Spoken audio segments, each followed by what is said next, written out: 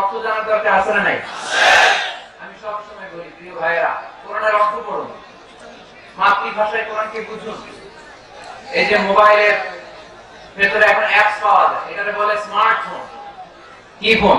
Smartphone. যারাই আপনি smart হতে চান, একটা স্মার্টফোন নিয়ে নেবেন, স্মার্ট হয়ে যাবে।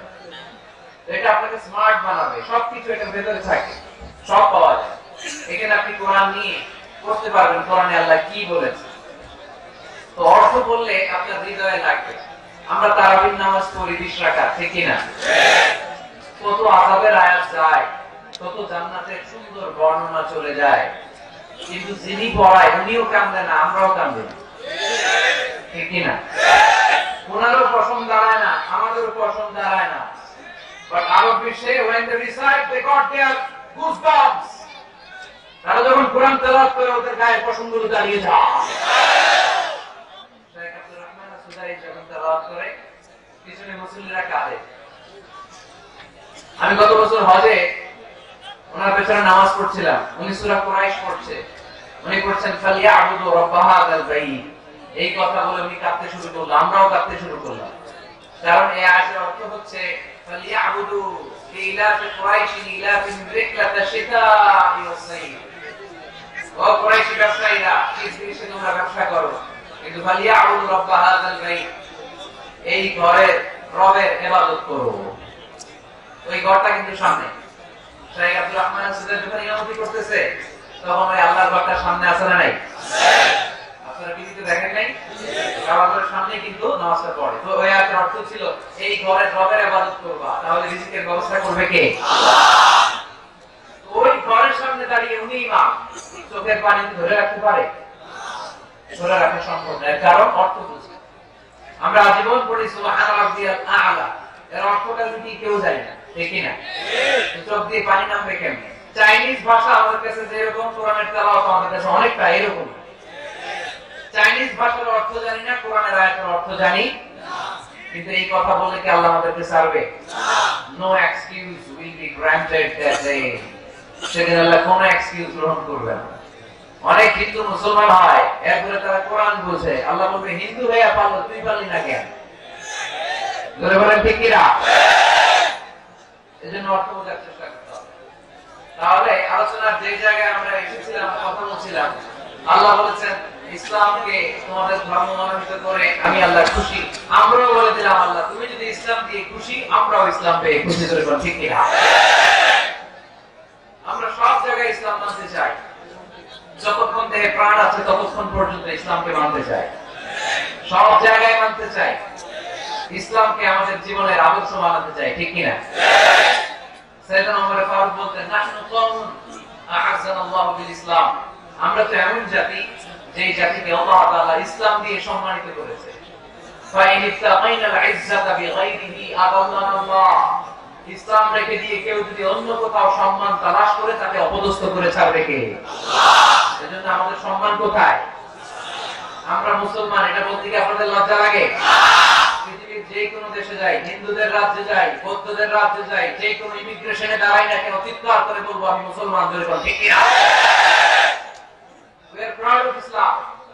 ইসলাম আমার অহংকার, ইসলাম আমার গর্ব, ইসলাম আমার আল্লাহর দেয়া ধর্ম। এজন্য ইসলামের বিজয়কে কেউ ঠেকিয়ে রাখতে পারবে না। আমি প্রায় উদাহরণ দিয়ে, উপমা দিয়ে বলি, ইসলাম হচ্ছে চারা বীজের মতো। চারা বীজ মাটিতে ঢুকিয়ে দিলে এটা উপরের দিকে ওঠে। তো ইসলামকে যারা মাটিতে গেড়ে ফেলতে চায় তারা জানে না ইসলামের উপমাটা অনেকটা চারা বীজের মতো। ইসলামকে মাটিতে গেড়ে দিলে এটা কি হবে? জোরে বলেন, আরো জোরে বলেন, উপরের দিকে গর্জে উঠবে। এই যে উপমা দিচ্ছি, এটা নিয়ে আবার অনেকে ভুল করে, আছে না নাই? আল্লাহ নিজেই কোরআনে উপমা দিয়েছেন। মাসালুল লাযীনা ইউনফিকুনা আমওয়ালাহুম ফি সাবিলিল্লাহি কামাসালি হাব্বা। যারা আল্লাহর রাস্তায় দান করে, এই দানের উপমা হচ্ছে একটা চারা বীজের মতো। সুবহানাল্লাহ বলেন। সুবহানাল্লাহ। এই চারা বীজ থেকে 7টা শীষ বের হয়, প্রতিটা শীষে জন্ম নেয় শত শস্য দানা। আল্লাহ যারে চায় ইচ্ছা মতো রিজিক দিয়ে তার জীবনকে পূর্ণাঙ্গ করে দেয়। সুবহানাল্লাহ বলেন। এজন্য আল্লাহ বলেন ইসলাম হলো আমার একমাত্র মনোনীত ধর্ম। ইসলাম ছাড়া অন্য কেউ যদি সম্মান তালাশ করে তার কাছ থেকে কিছুই আমি গ্রহণ করব না। কিয়ামতের দিন সেই লোকটা হবে হায় হায় কোম্পানির ম্যানেজার, ঠিক না? এজন্য আমরা একটা ধর্মকে মানতে চাই। চিল্লায় বলেন তো ধর্মটার নাম কি?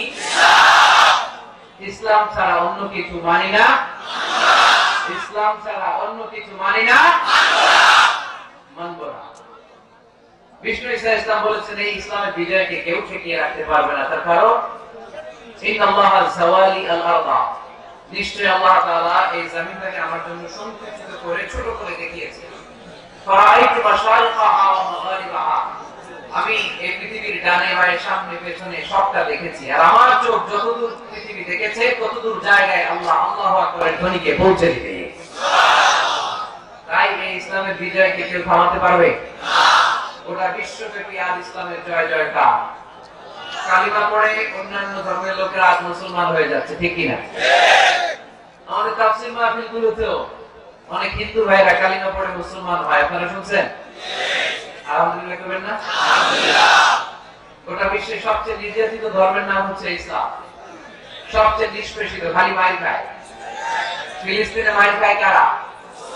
মুসলমান। কাশ্মীরে মার খায় কারা? ইরাকে, বার্মায়, আমাদের টেকনাফে, গোটা বিশ্বে মুসলমানেরা মার খায়। কিন্তু তারপরেও বিধর্মীরা তাদের ধর্ম বাদ দিয়ে এই ইসলামের ভেতরে ঢোকার জন্য প্রতিযোগিতা শুরু করে দিয়েছে। ইউরোপ আমেরিকাতে মসজিদের সংখ্যা বেড়ে যাচ্ছে। তাদেরকে খ্রিস্টানদের গির্জা এগুলো তারা বিক্রি করে দিচ্ছে, মুসলিম কমিউনিটি ওই গির্জারে মসজিদ বানায় ফেলতেছে। এই ইসলামের বিজয়কে কেউ ঠেকায় রাখতে পারবে না। যেহেতু ইসলামের বিজয় অবশ্যম্ভাবী, আমরা ইসলামের সাথে মিলে থাকতে চাই, মিশে থাকতে চাই, আমরা বিজয়ের অংশীদার হতে চাই। কি আছে ইসলাম ধর্মে যে কারণে গোটা বিশ্বে ইসলাম নির্যাতিত এবং নিষ্পেষিত হওয়ার পরেও ইসলামের জয় জয়কার? আজকে আমাদেরকে জানতে হবে কি আছে ইসলাম। What is the characteristics of Islam? কি বৈশিষ্ট্য রয়েছে ইসলাম? কি বৈশিষ্ট্য দিয়ে আল্লাহ তাআলা বৈশিষ্ট্যমণ্ডিত করেছেন? আজকে এই সংক্ষিপ্ত পরিসরে ইসলামের 10টি বৈশিষ্ট্যের কথা আমরা শুনবো, আওয়াজ করে পড়েন ইনশাআল্লাহ। আপনাদের হিন্দু বন্ধু আছে না? এই হিন্দুদের সাথে যখন কথা বলবেন উল্টাপাল্টা কথা না বলে এই 10টা পয়েন্ট নিয়ে আলোচনা করবেন। আপনাদের অফিসে হিন্দু কলিগ আছে না? তাদেরকে যখন ইসলামের দাওয়াত দিবেন এই 10টা পয়েন্টের আলোচনায় কথা বলবেন, পারা যাবে? আপনাদের এই ব্যবসা প্রতিষ্ঠানে এই বান্টি বাজারে হিন্দু ভাইদের দোকান আছে না? পাশে যদি মুসলিম ভাইয়ের কোনো দোকান থাকে তার সাথে যখন আলাপচারিতা করবেন তখন এই 10টা পয়েন্ট নিয়ে কথা বলবেন। দেখবেন ইসলামের সৌন্দর্য দেখে সেও কালিমা পড়ে মুসলমান হয়ে গিয়েছে। যে বৈশিষ্ট্যগুলো থাকার কারণে গোটা বিশ্বে মুসলমানেরা নির্যাতিত হওয়ার পরেও ইসলামের জয় জয়কার। সেই 10টা বৈশিষ্ট্যের প্রথম বৈশিষ্ট্যের নাম হচ্ছে আর রাব্বানিয়া। আওয়াজ করে আমার সাথে সাথে বলেন আর রাব্বানিয়া। আবার বলেন আর রাব্বানিয়া। এর মানে হচ্ছে এই ধর্মটা রবের টেক কেয়ারে চলে। এটা রবের দেয়া ধর্ম, এটা মন মস্তিষ্ক প্রসূত কোনো ধর্ম না।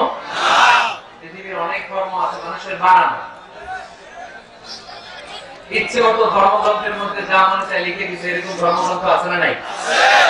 কিন্তু আমাদের কোরআনের যতগুলো আয়াত, যতগুলো সূরা, এর একটা আয়াতে কেউ কোন চেঞ্জ করতে পারছে না।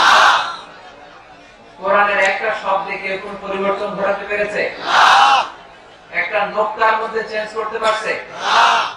এক আয়াতে আল্লাহ কোরআনে বলেছেন ফাআবাউ আইয়ুযাইফুহুমা, মানে দুইজন নবী এসেছিল ইহুদিদের কাছে, ইহুদিরা তাদেরকে মেহমানদারি করায় নাই। এটা একটা বদনাম না? ওমর ফারুক যখন রাদিয়াল্লাহু তাআলা আনহু মদিনার খলিফা, ইহুদিদের একটা দল ওমর ফারুকের সাথে সাক্ষাৎ করে এসে বলে, ওমর ফারুক তোমাদের কোরআনে আমাদের ইহুদিদের ব্যাপারে একটা বদনাম আছে। কি বদনাম? এই আয়াতে তোমাদের আল্লাহ বলেছেন ফাআবাউ আইয়ুযাইফুহুমা, মানে দুইজন পয়গম্বর এসেছিল আমাদের কাছে কিন্তু আমরা এগুলো খাওয়াই নাই, এরা ক্ষুধার্ত ছিল। কিয়ামত পর্যন্ত তোমরা এই আয়াত তেলাওয়াত করবে আর মানুষ আমাদেরকে গালি দিবে। তো গালাগালির দরকার নাই, তবে একটা মিউচুয়ালে যায়। কি যায়? Mutual understanding.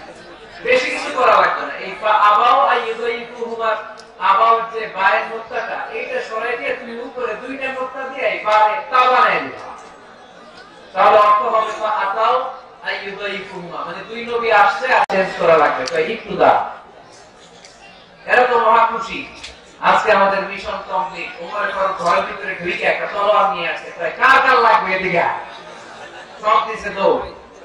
সুবহানাল্লাহ বলবেন না? আরে ওমর ফারুক তো এমন সাহাবী ছিলেন যাকে দেখে মুনাফিকরা থরথর করে কাঁপতো। ওমর ফারুক তো এমন সাহাবী ছিলেন যাকে দেখে শয়তানও কাঁপতো। বিশ্বনবী বলতেন, ওমর মা সালাকা শাইতানু সালিকান ফারজান ইল্লা সালাকা ফারজান গায়রা ফারজিক। ওমর, ইবলিস শয়তান যদি তোমার কোন রাস্তা দিয়ে আসতে দেখে, ইবলিস ওই রাস্তা দিয়ে অন্য রাস্তা দিয়ে চলে। আমাদের দেশে আমাদের ছেলেমেয়েরা যখন খেতে চায় না, আমরা বলি আম্মু তাড়াতাড়ি খাও, ভাল্লুক আসবে, বাঘ আসবে, বিড়াল আসবে, বলি না? আপনাদের বাড়িতে কি বলে? আপনার ছোট মেয়েটা রাতে খাবার খেতে চায় না, খাবার নিয়ে পিছিয়ে পিছিয়ে ধরেছে, মা খাও, কি আসবে বলেন? বিড়াল। আর কি বলেন? আচ্ছা, শিয়াল আসবে, কুকুর আসবে, বিড়াল আসবে। মদিনার মায়েরা বাচ্চাদেরকে রাতে খাওয়াতে পারতো না, বাচ্চাদেরকে বলতো মা তাড়াতাড়ি খাও, হা হুয়া ইয়াতি উমর, ওই যে ওমর আসতেছে। ওমর ফারুকের নাম শুনলে ভয়ে চুপটি মেরে বাচ্চাগুলো খেতে শুরু করতে পারে। সুবহানাল্লাহ। এজন্য বিশ্বনবী বলেছেন, লা নবিয়্যা বা'দি ওয়ালা রাসূল, আমার পরে কোনো নবীও নাই, রাসূলও নাই, তবে লাউ কানা বা'দি নবিয়্যুন লাকানা উমর, আমার পরে যদি নবী হওয়ার কোয়ালিটি কারো থাকে, আমার ওমরের সেই কোয়ালিটি আছে। ওমর ফারুকের কাছে আসলে একটা নকশা চেঞ্জ করার জন্য, বাইরে তা বানাইতে পারছে না। এইভাবে অনেক ভাবে ইসলাম ষড়যন্ত্র করেছে, একটা নকশা চেঞ্জ করতে পেরেছে না। এই ভারতবর্ষ থেকে কোরআন কিভাবে দূর করবে অনেক প্ল্যান করেছে ইংল্যান্ড থেকে। পরে তারা ভাবলো ভারতের যত কোরআন আছে আগুন দিয়ে জ্বালাই দিবে, তাহলে কোরআন দূর হয়ে যাবে।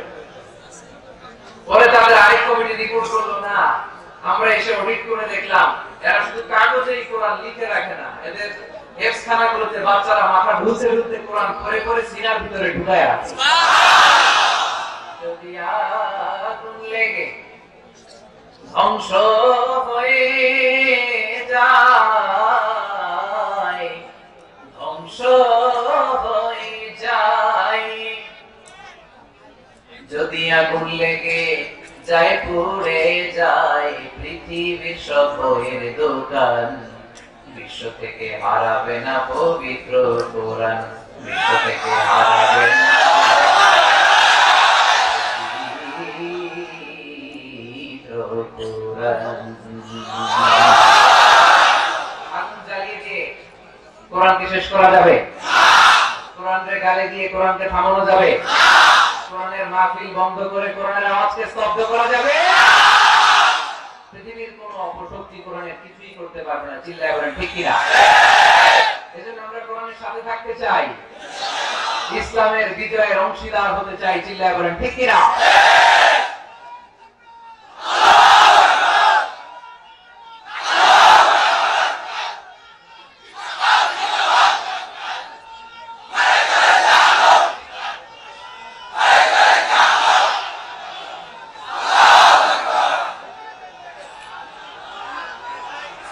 ইসলাম ধর্মের